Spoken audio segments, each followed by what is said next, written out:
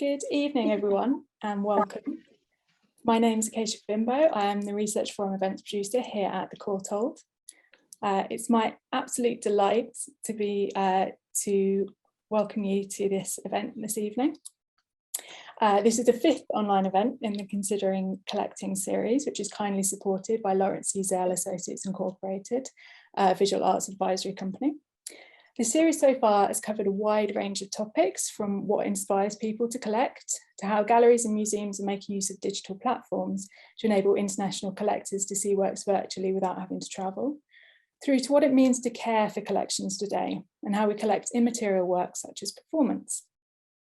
We've started to uncover just how complex the world of collecting can be and how many people are involved in it, from the artists and collectors themselves through to dealers, advisors, gallerists, conservators, curators, and many more.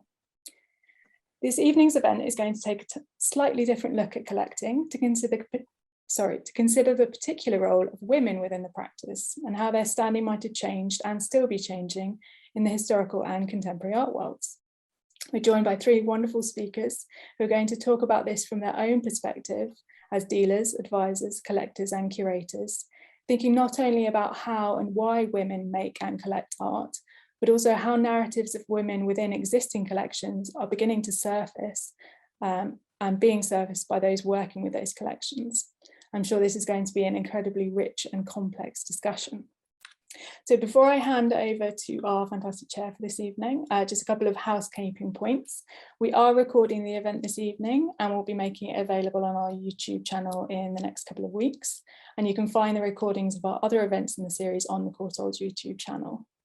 We will also have time after we hear the 3 presentations from our speakers for questions, and we would really love to hear from you all. So the chat will be open throughout the event this evening, and just drop in your thoughts or questions there and we'll get to as many as possible as we can. So it's now my delight to introduce our chair for this evening. Susan Jelly is an artist working in the Surrey Hills, whose paintings and works are in public and private collections in the UK and internationally. She's a member of the French Pastel Society and chair of the Fine Arts Society of the Painters Stainers Guild. Most importantly, in terms of this evening's event, she is a director of the Society of Women Artists, and from 2012 to 2017 was their president. The Society of Women Artists was founded under the name Society of Female Artists in 1855 and has hosted exhibitions of works by its members every year since, except for 1941 to 46 due to the Second World War, and in 2020, where the exhibition moved online due to COVID. It's really wonderful to have Sue here this evening to draw on her experience both as an artist and as a director and former president of an organisation which champions women artists. So Sue, I will now hand over to you. Thank you, Acacia. Thank you for your introduction and for producing this series of events.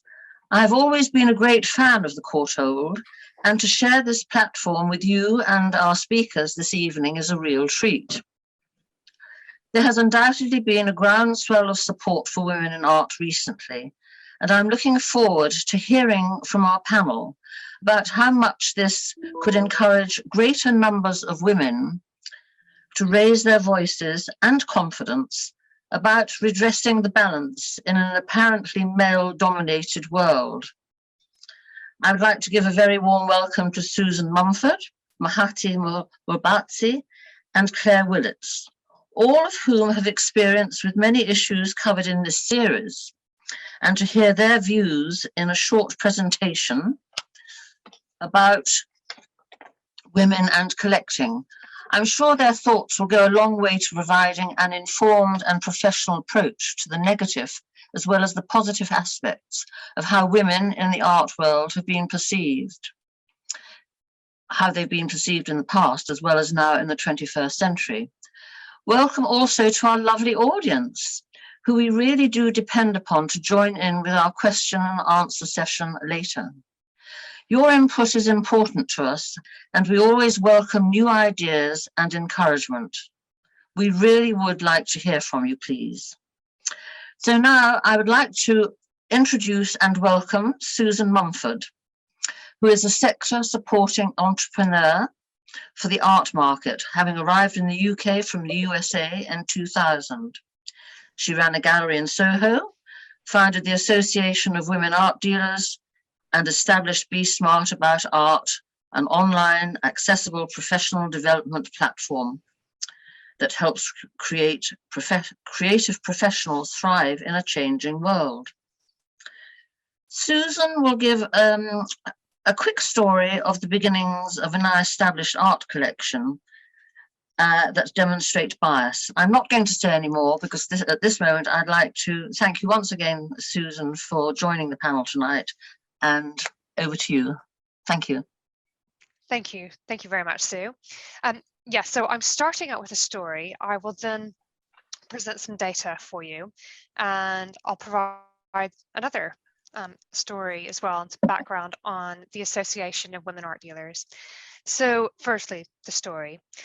So as the founder and the CEO of the Association of Women Art Dealers, we're a multi-chapter, not-for-profit association with chapters in London, New York, and global. We run events that look at the situation of women and women identifying individuals in the art world, often doing events at the art fairs. So a few years ago, we were in Miami during Miami Art Week, and we had a panel discussion that I was moderating, and the topic was unconscious bias. We had a, let's call this person the kind of token collector seat on the panel, and that was Stephen Allen Bennett. He and his wife, Dr. Elaine Malati-Schmidt, they now have a well-established collection. It's called the Bennett Collection of Women Realists. And to convey their story to you, as told by Stephen at the time, it made me realize, actually, although we were there to talk about unconscious bias in the art world, his experience, along with his wife, their experience was of conscious bias. When they initially set out to build their collection, they went to a high-flying art advisor in New York. I'll go ahead and include that it was a woman art advisor. The art advisor presented the portfolio of their starting collection, thinking about it from a good investment point of view. And Elaine and Stephen noticed that every single artist that had been presented was a man. Now, that's fortunate that that was not unconscious, that it wasn't unobserved. It was observed.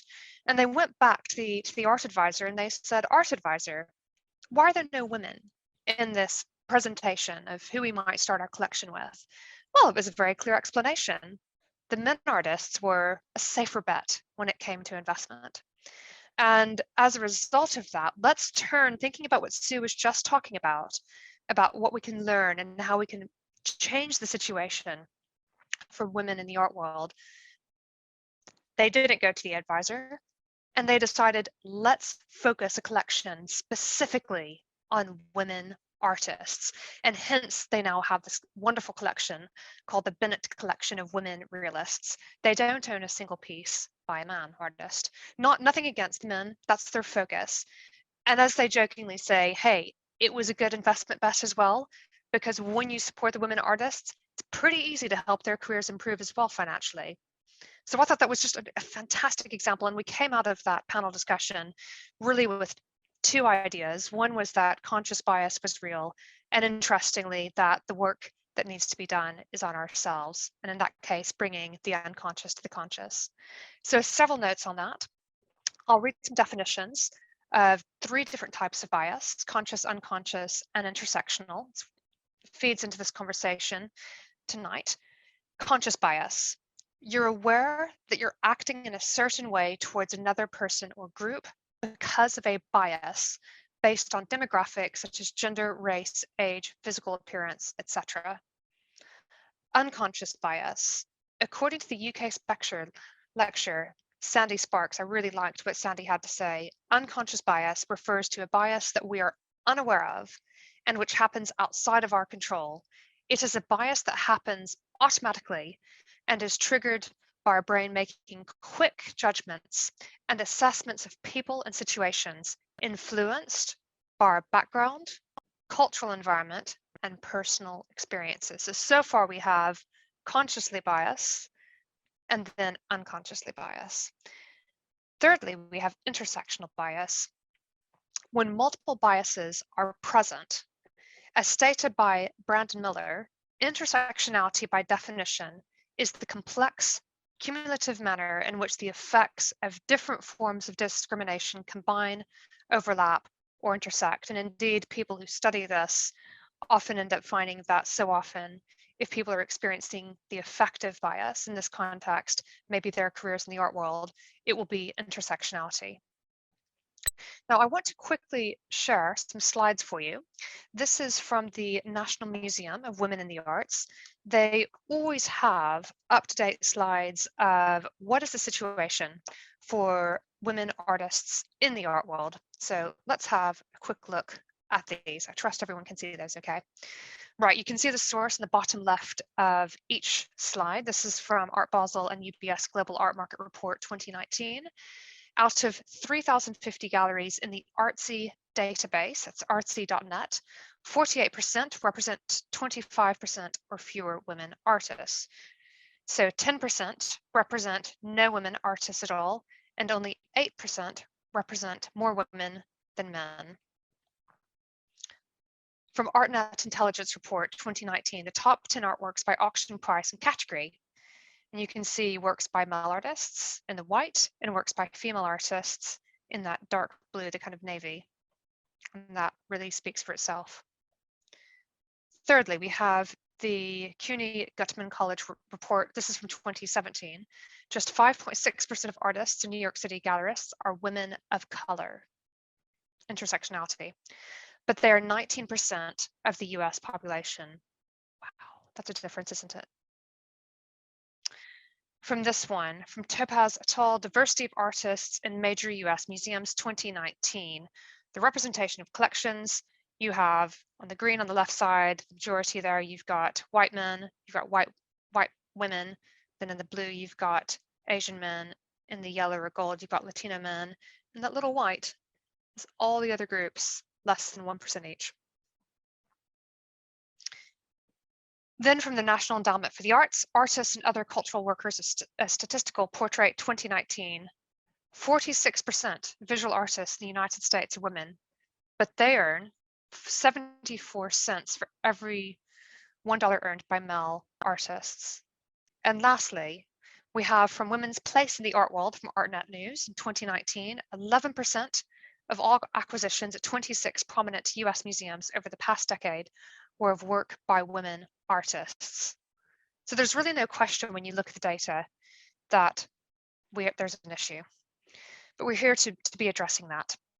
And we've already heard about how the Bennett Collection is addressing it in their role as collectors.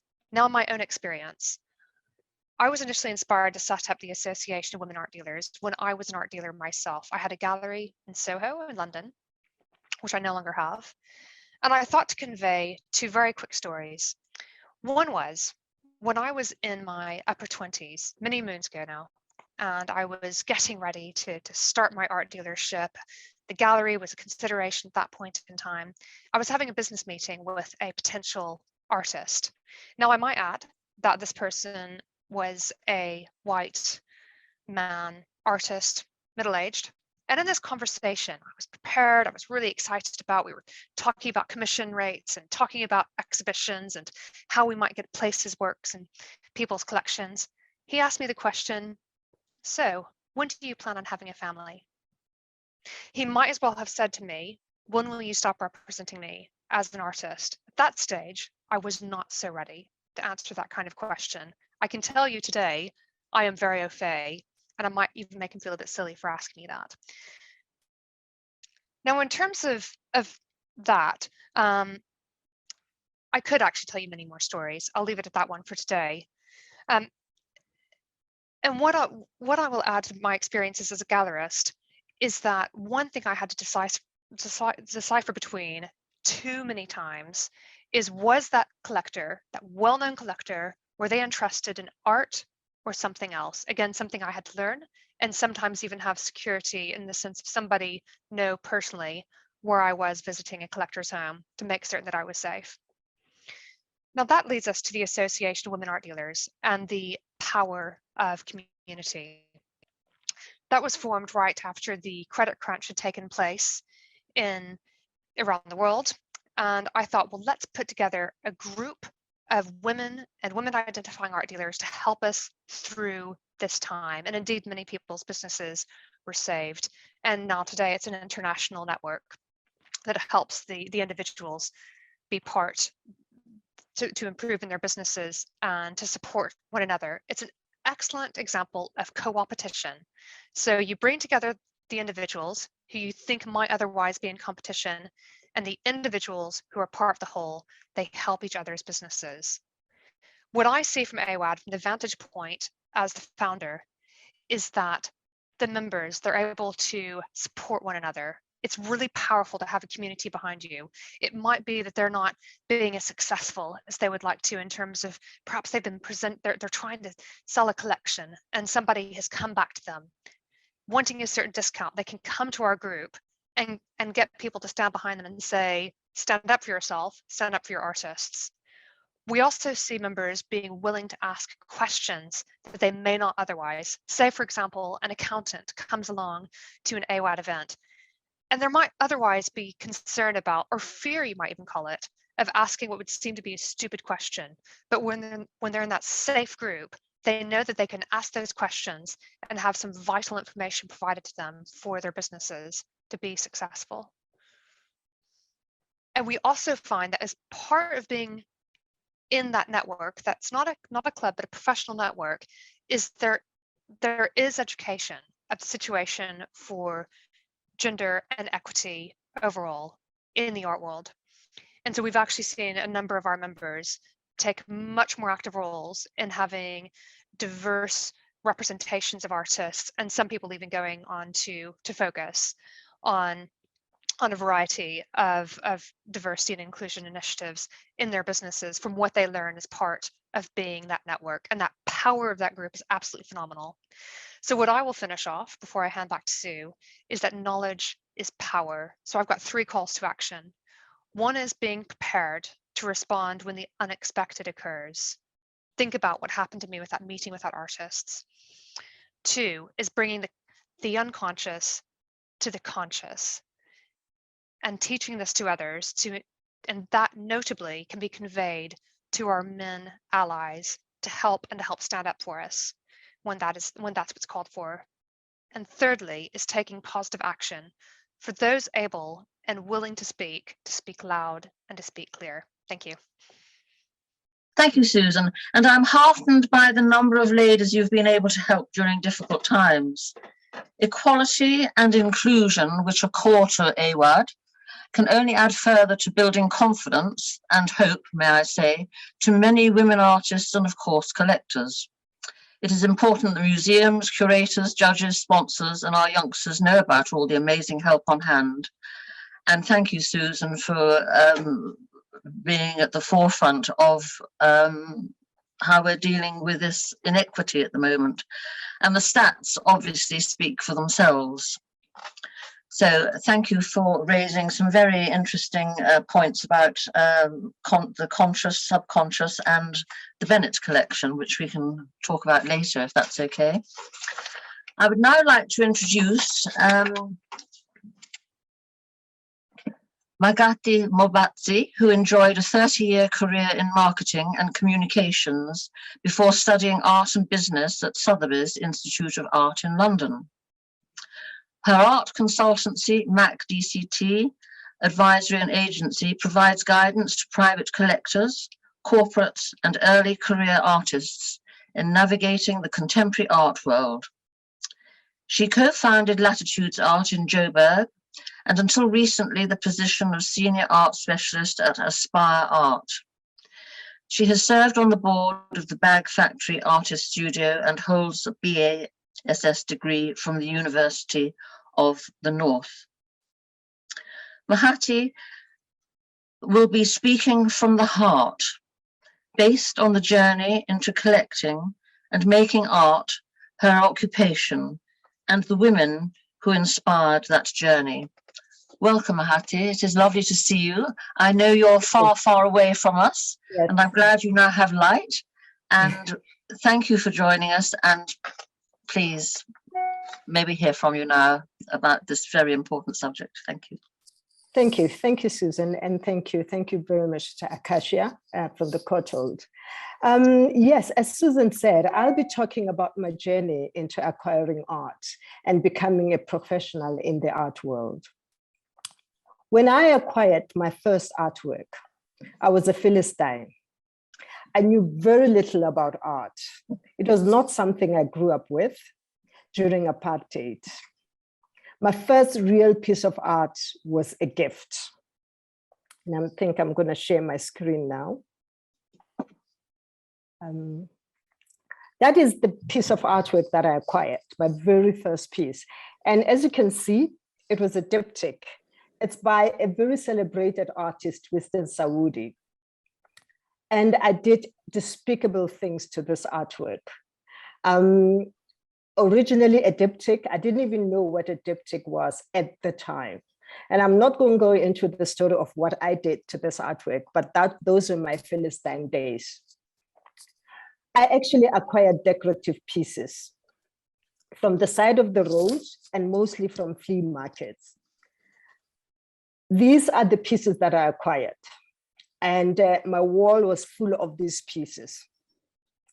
But I kept thinking to myself, I want to know more about art, but I didn't know where to go. There was no internet at the time. I was apprehensive. I was very, very scared of going into galleries. There were white spaces run by white people, full of other white people. And I was scared to walk in as a Black person, an anomaly at that time, in a gallery and reveal my ignorance. This was in the 80s. So many years passed while I was filling my walls with the decorative pieces. And I think I must have manifested my desire to know more about art, because after 1994, with the dawn of democracy, I got to meet, and I think by divine intervention, the curator of the Second Johannesburg Biennial, the late Okwe Engwezo. And that led me to work as a volunteer with the Biennale. My job had nothing to do with art. I was part of the hospitality section of the Biennale, you know? I was arranging visas, accommodation, and travel for artists and invited guests. The Johannesburg Biennale was an eye-opener for me. I remember walking around the exhibitions at the time and seeing installations, videos, performance, and asking myself, is this art? I also remember paying attention to the women who were in this world on a global scale and wondering how they got there. I encountered women like Bongi Dlomo Mawutlwa, curator and artist who was at the time the director of African Institute for Contemporary Art, an institution which was in charge of the Johannesburg Biennale. Bongi has recently assembled an impressive collection which features works of some of the most important artists working in the South African historical period from 1960 to 1990. She assembled the collections between the years 2017 and 2019 on behalf of the Javits Foundation. The collection is a unique and educative assemblage of over 100 classical 20th century artworks produced by Black artists in South Africa. And it is currently on view at the Javits Art Center, which is attached to the University of Pretoria.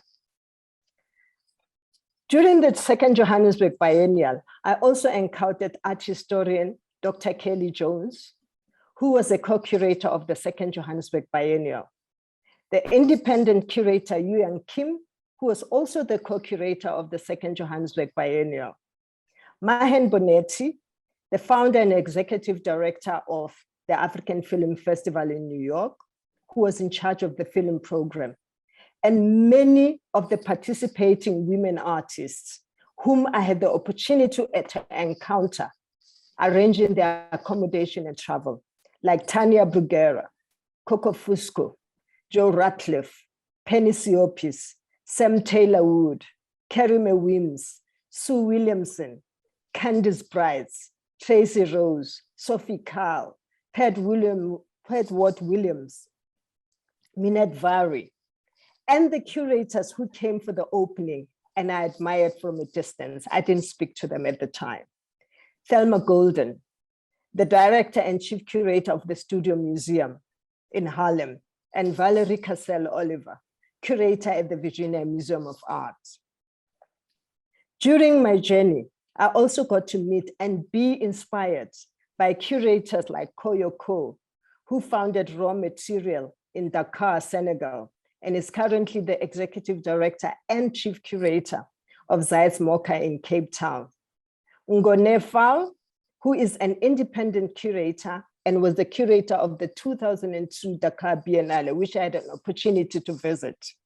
Recently, the commissioner of the French Cultural Initiative, Season Africa 2020, and Natasha Becker, an inaugural curator of the African art at the Fine Art Museum of San Francisco. I had started immersing myself in art. I traveled to biennales, museums, galleries around the world. I hung out with artists and curators. Gabi Ngobo, who curated the 2018 Berlin Biennale and is currently the chief curator at the Javed Art Center. Dineo Sishebu Pape, an artist who won the main prize of the Future Generation Art Prize in 2017. Dr. Portia Malachi, curator and senior lecturer in visual cultures at the University of Cape Town, Michaelis School of Fine Art, and many more women I have had the opportunity to meet who are involved in the arts. Not forgetting the late Linda Givon, the founder of Goodman Gallery. Kula Ziniteris, who headed the Back Factory Artist Studios during my tenure as the chair of the board, and for a number of years. And Glynis Heslop, the founder of the regional Johannesburg Turban Art Fair. I had started acquiring art by supporting emerging artists. With the interest in art, the Back Factory Artist Studios in Johannesburg invited me to be part of their board of directors. That fueled my interest in art, and I continued my journey. In 2015, I decided to turn my passion into an occupation and join the women I had admired over the years. And I quit my 30-year career, as mentioned, in marketing and communications. In 2016, I registered for the Business and Art Semester course at the Sotheby's Institute of Art in London. I returned to Johannesburg and established my art consultancy business. In 2019, I joined 4 other courageous women, and we co-founded Latitude Art Fair. In 2020, when COVID happened, we pivoted that into an online platform.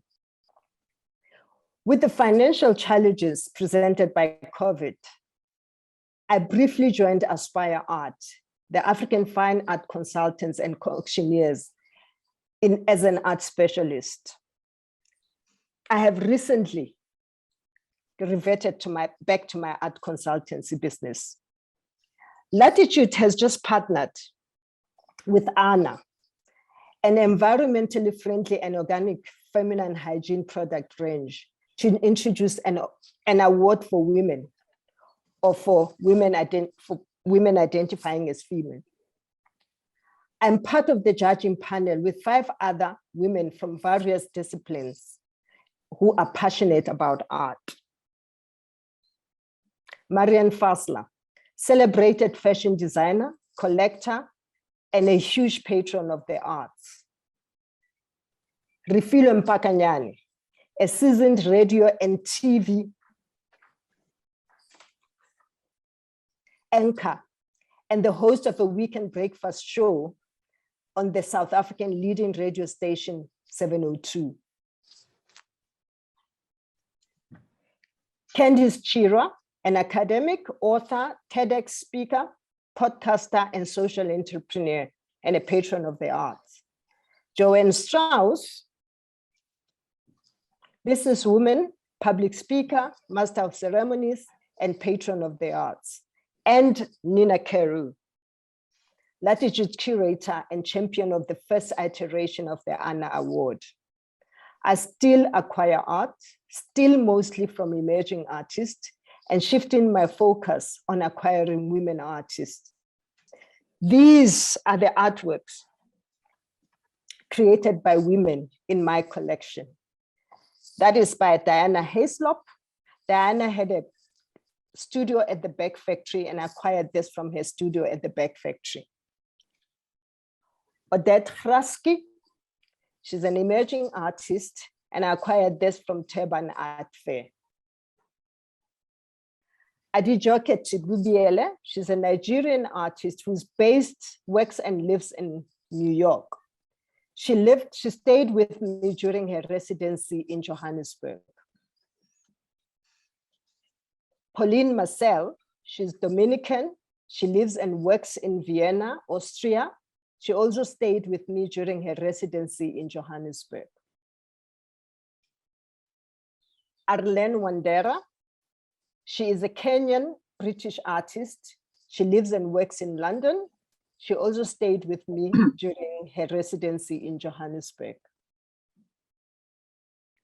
Witi Nyide, she's a visual art lecturer at the Pretoria University, and I acquired this during her residency at the Beck Factory Artist Studio. And this beautiful artwork called Easy Access Scarf by Liza Grobler, which I acquired from the Johannesburg Art Fair. With that, I pay tribute to all the women who inspired my journey into art, and thank you. Well, thank you, Magati. I have written down here a few things that I was going to say, but I've enjoyed sharing this journey and how much you are helping emerging artists. I mean, what more can you do, really? We were talking about communication the other day and how important it is to communicate and collaborate. And thank you so much for allowing us to share this wonderful journey. Have you written a book? I know it isn't question time, but maybe you should. Maybe you should. No, I have not written a book, and it's a very scary thing to write a book. It requires a lot out of you. I know, but it sounds to me as if there's still a lot there that could do something like that. Thank you so much. I've thoroughly enjoyed your story. And to our final speaker, Claire Willets. Now, Claire worked in the museum sector for 20 years, including 12 years as the collections and exhibitions curator at Braintree Museum, Essex. She curated an exhibition for the Courthold Connects project at Braintree Museum titled Courthold's 1816 to 1982, Origins, Innovations and Family, which opened in 2020. And which explored the company's developments in North Essex and the histories of different members of the Courthold family. She is passionate about sharing hidden, I'll say that again, she is passionate about sharing hidden historical stories. And I'm very interested in history. I'm so interested in history, I could go on about it all the time, because history decides our present and our future, but enough of that. But I'm now looking forward to Claire's story here about women, yet again, dare I say, being overlooked. And I think this happened within the actual exhibition itself, didn't it, Claire? So thank you for joining us this evening, Claire, and we're looking forward to hearing your story too. Thank you. Thank you, Sue. Thank you very much for the introduction. Acacia, I wonder if you could show the first slide. Thank you. So I'm based in Braintree, as Sue so kindly introduced me, based at Braintree Museum in North Essex. We are a small independent museum, and we're based in this Victorian school building here, which was originally a school created and funded by the Courthold family in 1861. I'm probably coming from a very different viewpoint to some respects to the other speakers, in that we are a local history museum. We cover all aspects of local history, from social and art collections too. And over the last 3 years, as Sue said, I've been working as one of the partners on a project called Courthold Connects with the Courthold Gallery in London. And the project worked with museum and art galleries across towns and cities where Samuel Courthold and company had a textile mill. The company's first mills were in Braintree district, and where much of the company was based in the 1800s. And so we were an obvious partner. Our project looked to explore, catalogue and interpret our collection of Courthold material held within Braintree Museum. And this culminated in the first exhibition we put together on both the family and the company's history in 2020. Could I have the next slide, please? Thank you. This is a picture of Samuel Courthold III. He was effectively the gentleman that built the Courthold company and the textile business, and he established it with his brother George and cousin Peter. Courthold's and company became one of the largest manufacturers of black silk crepe in the 19th century. Next slide, please.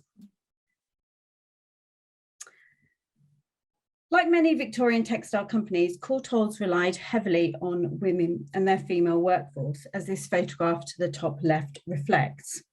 Men were generally employed as overseers or loom mechanics. But our collection did not reflect this. Most of it included letters between Samuel and other male members of the family, portraits of male family members, notices to employers, a few fabric samples, and just a scattering of photographs you can see here. There is very little evidence that really portrays the significant contribution women made to the company's development. We can see it indirectly through some of the social support schemes that the family set up, such as lodging houses for young mothers and a nursery. But most of this information comes from secondary sources and not first-hand. Quite early on in the project, we began looking at how we could readdress the balance.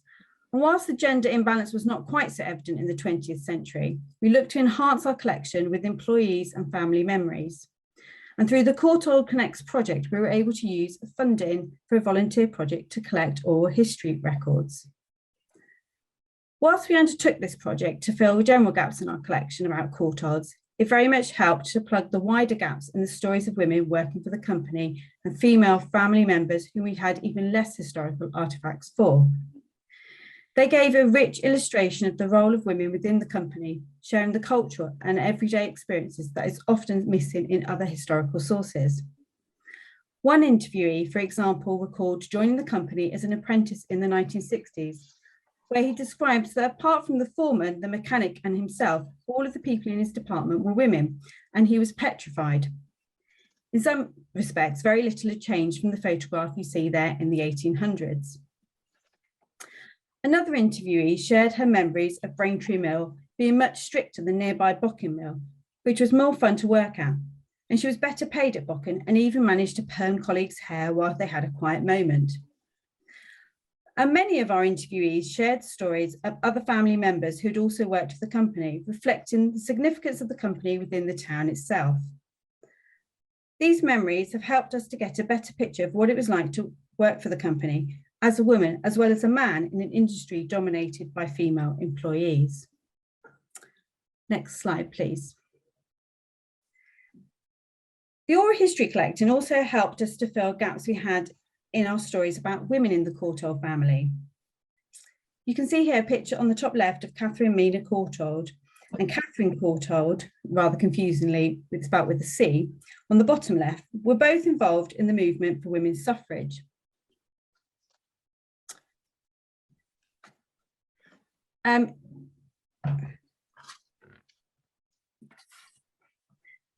They both lived in our area, in our locality, sorry, apologies, but we do not have any objects in our collection that illustrate their stories.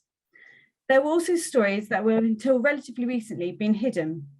Many of our visitors knew and remembered the Courthold mills as they'd only been demolished in the 1980s. But the family's history had not been told. As long as you're on the top of the screen. No, not on top of the screen. Why not? The project had really enabled us to highlight the very rich contributions different family members had made locally and nationally, and it was certainly raised the profile of many female family members. Catherine Miner, for example, was a farmer and landowner in her own right, and was an early champion and one of the key supporters of the Women's Farm and Garden Association, which supported the running of smallholdings for women to help them get a foot on the farming ladder, as well as the establishment of the first Women's Land Army during the First World War. She also became secretary of the North West Essex branch of the National Union of Women's Suffrage Societies. And on the 1911 census, she wrote at the bottom of the page in red, "As a householder and ratepayer, I deeply resent being denied the privilege of a citizen in the exercise of the parliamentary franchise." Catherine Courthold, sister of Samuel IV, who had established the Courthold Institute, was also very actively involved in the women's suffrage movement. Several of her designs were also used as pro-suffrage posters and were introduced as postcards, including this well-known design, "Waiting for a Living Wage." Again, until very recently, these stories were very much untold to our audiences and visitors. And we extended our oral history project to interview family members about their memories of both Catherine Miner and Catherine, which enabled us to record how they were perceived within the family and their personalities. Catherine Miner's great nephew recalled how she spent a considerable amount of time hunting and how she refused dance lessons by tearing up her corsets. Interviews also revealed family names Catherine Miner was called, Aunt Min, by the closest to her.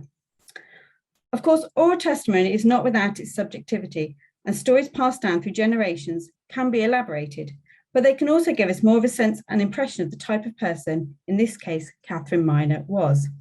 And as I say, we have very few objects that reflect their story. So this was just one of the ways in which we hoped to tell their story in the exhibition and the collection moving forward. In an interview with the granddaughter of Samuel IV, she shared how women in the family were encouraged to achieve and follow in the success of these women in the family before them. It gave a contemporary approach and understanding to how their family members saw their own family history, which in itself was interesting. Next slide, please. Thank you. In 2019, we had our annual textile fair, and it presented the opportunity to run a workshop with East Anglian Stitch and Textile Group to create a tangible object to reflect their part in the women's suffrage movement. Creating a rag rug piece here in suffragette colours, attendees were asked to contribute to the piece, which was then exhibited in our exhibition in the following year.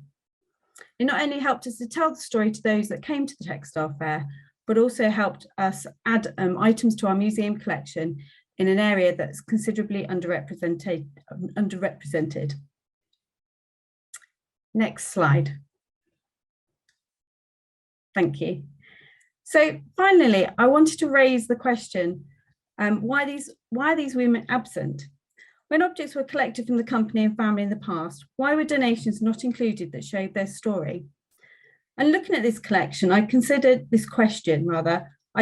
our current exhibition, which you can see here, The Art of Friendship. Within our collecting area are a group of mid-20th century artists called the Bardeford Artists.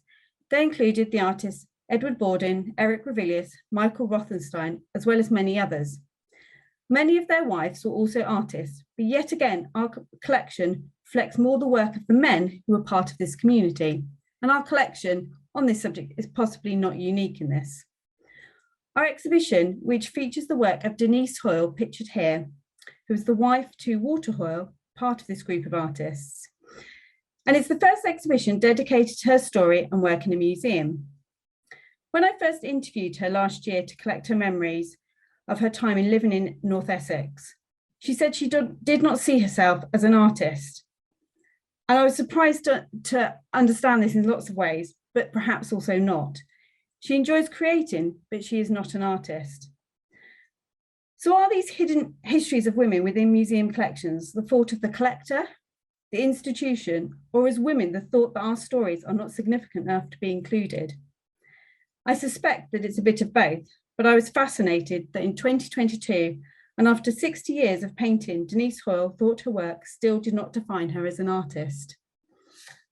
Today, to some extent, we may have moved on, but many women's stories still remain hidden within museum collections, and our collective history And it's the job of the museum curator to find creative ways to make sure these stories get told. And I hope that in the Collecting Courthold Connects project that we have gone some way to tell the Courthold female story a bit further. Thank you. Thank you very much, Claire. This is a fascinating presentation. Wow.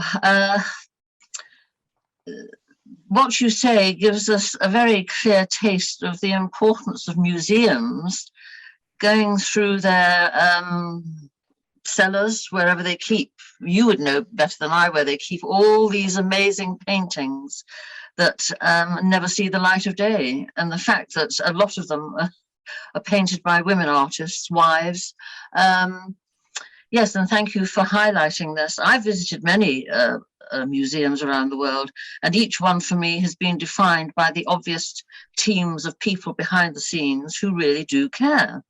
A lot of work goes into every exhibition, and I'm sure many of these inspire not only women, but all art lovers to proceed to the next step of the journey and buy their own very special piece to hang or show at home.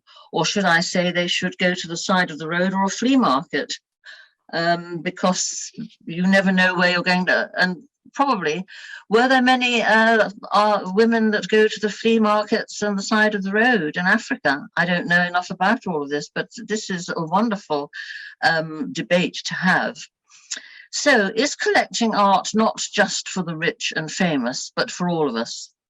Guggenheim used her legacy to promote art internationally and with immense love and visibility.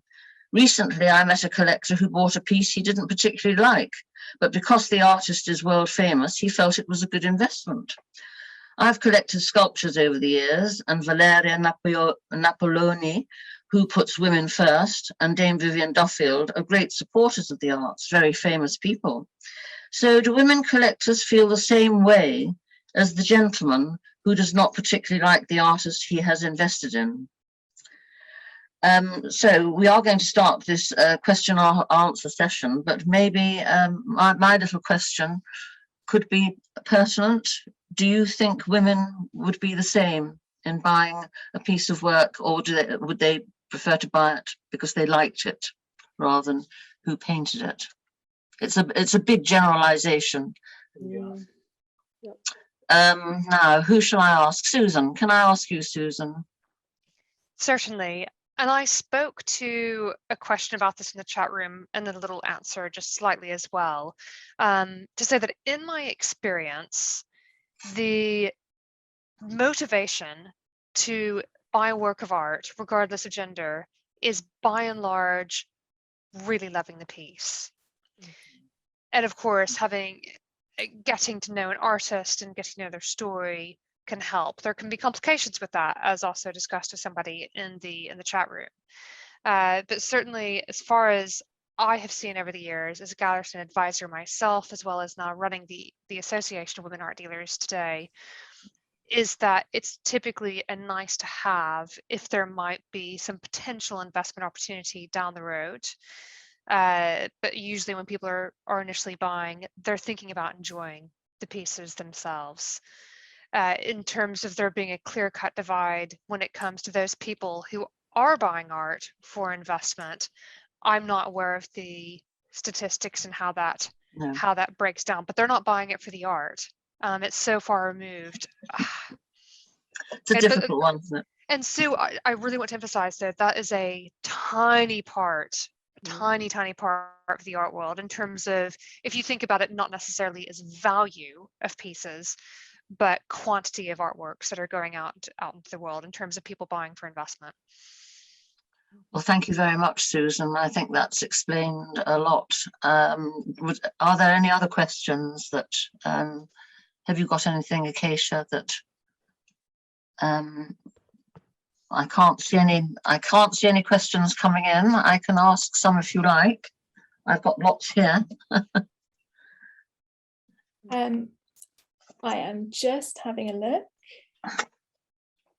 We did have a couple for Susan, if we could maybe ask that about whether you could speak more about the Association of Women Art Dealers, the membership advocacy, and sort of what direction that's taking now. Certainly, yes. So with the Association of Women Art Dealers, one thing that has been interesting to see happen over the years is that we initially formed as a niche professional association to help these women professionals that were navigating an incredibly difficult time in just having come out of the credit crunch and going into that Great Recession. And it was really as time went that we turned more and more, and increasingly the pandemic made a bit of a change when it comes to being on site at art fairs and being involved in running panel discussions on the topic of gender and the art world. But we have seen since probably, I would say, about 2013, 14, just ongoing events talking about highlighting women artists, doing tours at art fairs, highlighting women artists. One of the things that I used to find very shocking is when I would be, say, in New York or Miami or somewhere leading a tour of an art fair, I would run around the fair beforehand, as in the day before, not day of my tour, and I would look for women artists represented by women gallerists. It's very important that the network is inclusive. They didn't necessarily need to be individuals that we know. They didn't need to be gallerists that we know. For example, one way that AWAD distinguishes itself between being a network and not a club is you don't need to know somebody from within the network to be a member. I was raised in the state of Arkansas. For anyone for whom that means something, I was not very close to a big city growing up, and I know that there are talented women and women identifying art dealers all over the world. So that accessibility is really important to us. But I would run around this art fair and actually sometimes really struggle to find women artists being shown by women galleries. Now, there wouldn't always be a lot of women gallerists, but still at that point in time, particularly the early days, it was definitely worse back then, back when we were first starting this advocacy. And I would say in terms of what we do today, there was something that took place in, this was either this is 2019, so a year before the pandemic. I was invited to an art fair for International Women's Day to talk about women and the art world. And I did something that I think a lot of people would find really surprising. And that is, I asked, who was on your panel? And they told me, and I said, aha, we need a man ally. Although I'm unable to attend the event, here's somebody who can moderate the discussion for you. And it was a man for International Women's Day, because I always think it's so important that we have representatives at the table, that it's not just preaching to the converted. And so perhaps that's, in terms of advocacy, those are the kind of very conscious moves that we have made over the years. And I just loved that they found it such a surprise. And I went, you really need a man on that panel. You're more likely to attract men to the conversation. They can learn, and then they can pass on the message. So kind of roundabout answer to your question, but those are examples of the types of events that we have done, often starting with data, saying, here's where we are. We don't need to establish the fact that there are issues. There are. What can we do about them? Thank you. Thank you. And now I have a question here for Claire, going back to our hidden historical treasures by women, maybe. For historical collections, it can sometimes feel overwhelming to think about how to find the women in their collections. Where would you recommend they start? And why do you think it's important that they do so? I think you have answered one of those questions. That's a huge question, isn't it? I'm afraid it is. Where would you start? Generally, we look at the objects we've got in our collection, but not often there's stories that have become aware to us or we've been told about that we would then look to investigate. And I think one of the great things about the project we did this year was showing that when you haven't got objects and things to tell that story, it's being creative about how you can do that through looking at different sources and different and different ways in telling that story. And I think even when you haven't necessarily got the direct person's information or something direct from their source, you can then go to other hear like the family memories that we talked about. in my presentation that sort of show it from a different angle, and I think that's really important as well, because you're getting a different interpretation of that history. I think that sort of answered it. Well, I think I find it really fascinating that even though I would not unconsciously not collect women's stories nowadays, now you have to, when you're telling something retrospectively that you don't necessarily have in your collection, you have to really kind of dig around and find how you can tell that story, and it's just really interesting to think how we are collecting today is determined by some of people's collections strategies in the past, or lack of strategy, or how it's been done in the past, and that's really interesting. Yes, well, there's the history that defines the present and the future, isn't it? And we just need to look a little bit harder, and we should be good at that. This is a little question, well, not so little, for Mahati. How did founding an art fair change your approach to collecting, or do you think it reflected your own approach rather than shape it? Well, I think as you notice that I collect from a very wide source of selling platforms. I don't only collect from art fairs. Even the art fair that we co-founded, I remember I missed actually acquiring a piece because I was so focused on getting it done and working. But, I always say, when I do my presentations, I always say to people, you collect from wherever you can find an artwork that appeals to you. It mustn't necessarily be only from an art fair. You can collect from studios. If an artist is not represented by a gallery, you can acquire from a gallery. So really, it is not really about only acquire from an art fair.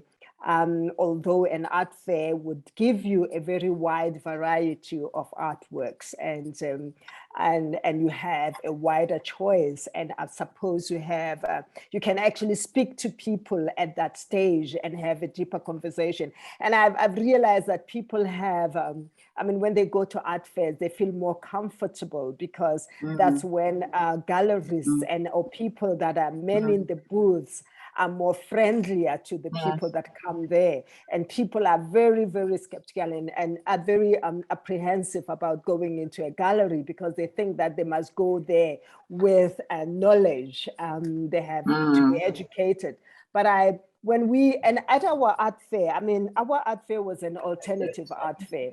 And what we did is that we opened it up to everybody. And I think that actually increased the number of people that wanted to acquire art, because it was a very basic art fair.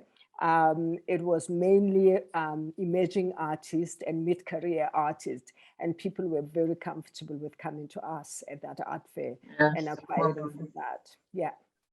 Thank you so much, Mahati. That was so beautifully put and has informed us all. As we say, communication, collaboration can't be that bad. Acacia, have I got to finish now? Have I got any more time? I think if everyone's happy to, we can maybe carry on for another 2 or 3 Well, minutes. I have a question here that could apply to all the panelists, but they maybe not necessarily want to answer it using the vehicle that they use. You'll understand a little bit more. So shall we start off with Susan? What advice would you have for those, not necessarily just women, who have felt excluded from the art market or from working in arts institutions? Where can they look for support or to find their own stories shown in the art world? I would suggest online, in terms of perhaps finding leaders or people who have experience, who would be happy to talk with them and help them. I know what I have said over the years is that I opened the art world door myself. When I was first knocking on gallery doors looking for a job, there I was, a recent graduate from small town southern USA. Nobody wanted to speak with me. And what I personally, in my own experience, what I had to do was to balance maintaining a retail management job with going and working for free a couple of days a week in a gallery. My colleagues, this is back in 2001, my colleagues thought I was absolutely crazy. I would go bounding in, so delighted, and they would just go, "Why are you so excited? You're working for free." and I would say, "I'm here. It's so Absolutely. exciting." And it was, it's really about the attitude, and in so many times I've had people say things like, "Susan, how am I ever going to do this? I don't know anybody." And I'll say, "I landed on this island, England, not England, probably Britain, and didn't know a single person, not one person, and I had to pay the bills myself with my own job." So Yeah. so find people who will talk with you, and there is a part of the art world that is very helpful, and it is changing, and it's far better than it was when I first started in terms of people being willing to help other people. Yes, I'm often asked this question by young artists, and I know there are some people.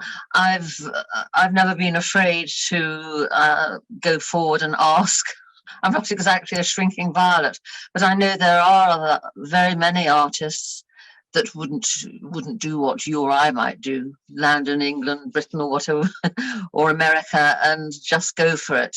For those people that are slightly more timid, and I know a lot of artists that are timid, and yes, it's nice to know that they know that there is help around and that people will listen to them. Yeah, and I probably had nothing to lose, to be perfectly honest with you. Absolutely, yes. So, Can I ask? Built a great community of people who support. Yeah, that's the support. Claire, do you have anything? Would you like me to read the question again, or are you happy to?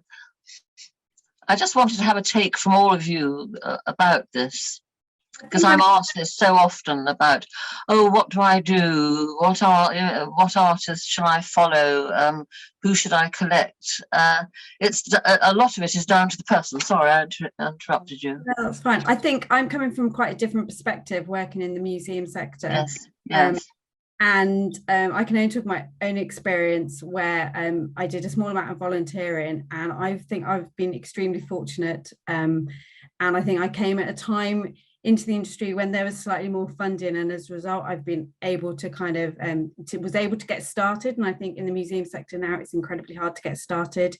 We see volunteers come through museum time and time again. They are doing an awful lot of volunteering. They're very enthusiastic, and it involves a lot of moving around for jobs and a lot of flexibility with short-term contracts, and I think that's really tough. And I do think for younger generations, makes me it's really hard to get into the museum sector now.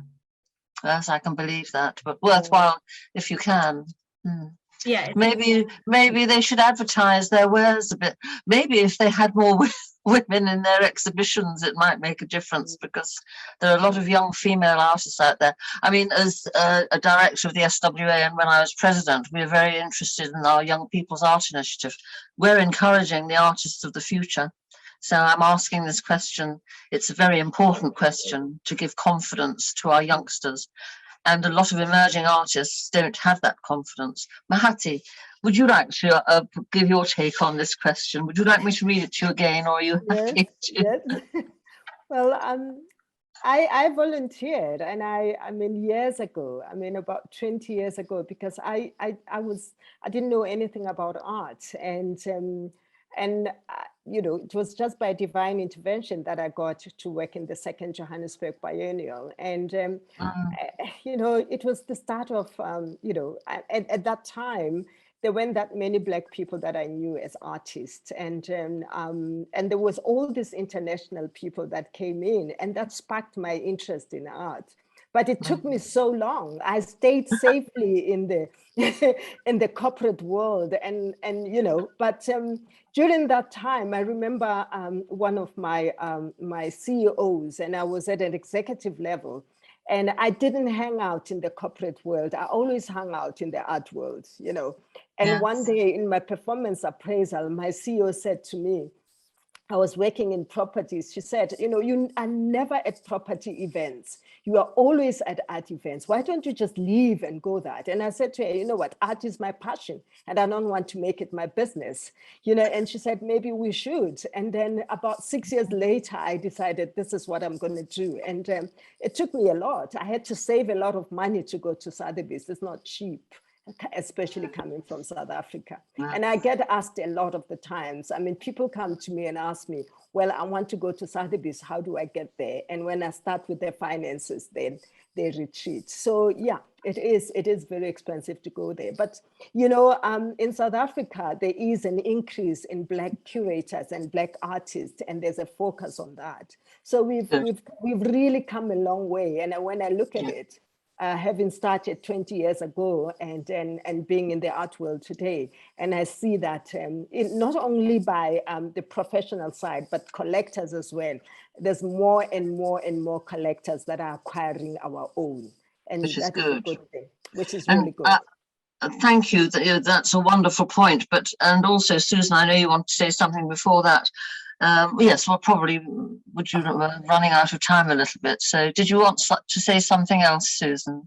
Very briefly, it's actually following what you were both saying, Sue, about the confidence, and then also Makasi about the money side of things. I find myself often saying to people, because I was in the same situation of needing to earn my own living, that I encourage people to feel fantastic about keeping other work as long as they possibly need, and if they're going to have it in them to build that career in the art industry, that one thing that is absolutely essential is to having that dedication. And it can be challenging with, I say this as the founder of a network for women with family responsibilities, etc. But if you have that ability to just keep on, even if it's slow, to just consistently just chip away at building that career in the art world, and you are financially surviving, which means that you're not stressed in that way, that is a great way to build that slow, steady career, but not to think that you have.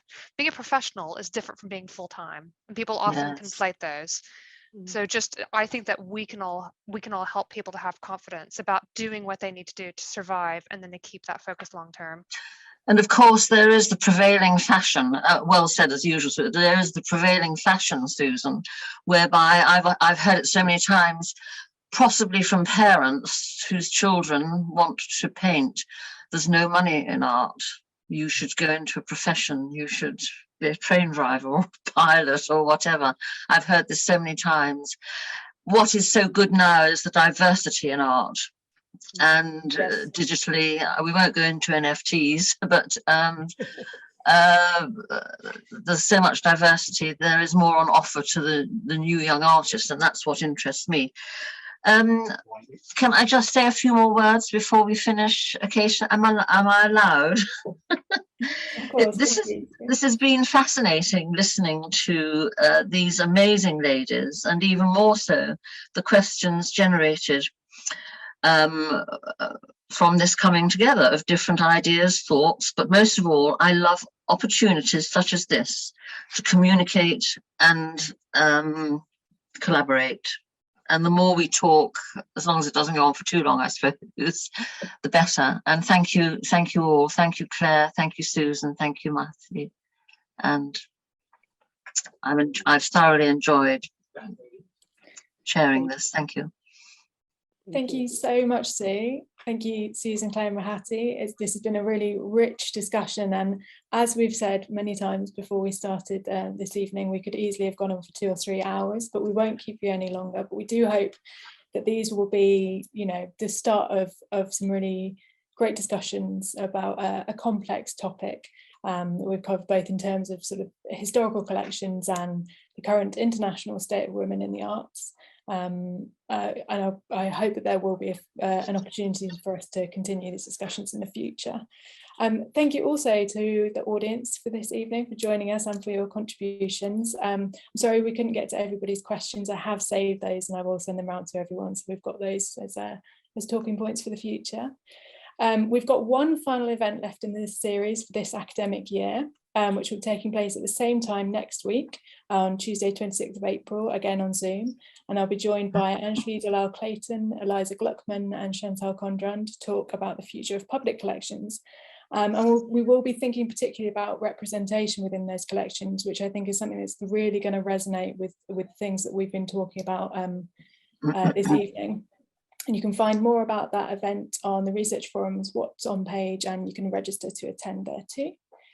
Finally, thank you again to our event supporter, Lawrence Ezel Associates Incorporated, a visual art advisory company who has made this series possible this year. So that is all from us this evening. We hope to see many of you again next week and at some of the future Research Forum events. And thank you again, Sue, Susan, Mahati and Claire, and good evening. Bye-bye. Bye-bye. Thank you. Bye. Bye.